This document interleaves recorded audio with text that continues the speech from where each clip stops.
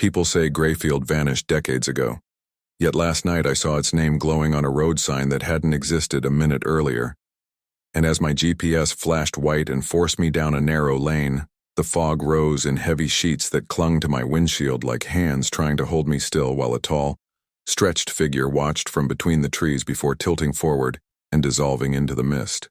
The moment I entered that fog, every sound died, replaced by a thin whisper leaking from the air vents as if someone without lungs was trying to speak from the back seat, growing sharper until a single violent tap struck the rear window, and the voice breathed, "Don't leave," guiding me deeper where the trunk began knocking in slow, deliberate threes that stopped the instant I touched it, leaving the air unnervingly warm against my skin before a breath brushed my ear and a broken voice whispered, "I didn't vanish.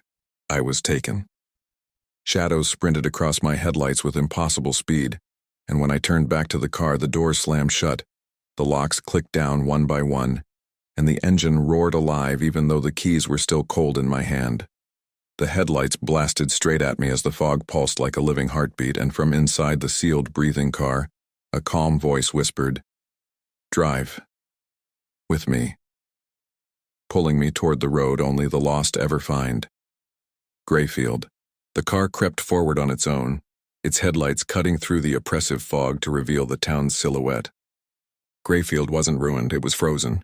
The whispers grew clearer, not just sounds but echoes of a life stolen mid-breath. I could almost see them. The town baker, his hands forever dusted with flour, whistling a tune that never finished.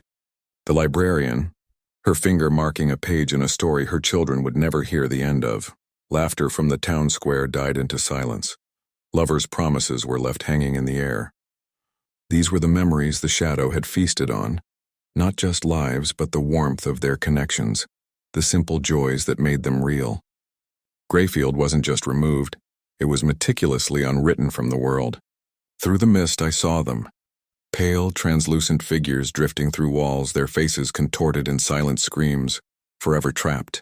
The car didn't slow, its path fixed on a decaying Gothic church at the heart of the town, its steeple a jagged finger pointing to a starless sky. The doors swung open, an invitation. The whispers converged into one, the same calm voice from the car, now echoing from the altar. We were not taken, we were chosen. As I stepped out, the fog swirled around my feet. The voice was beside me now. "You were called here. Your memory will keep us warm. Welcome home." The car door slammed shut behind me. Another relic in a town of ghosts.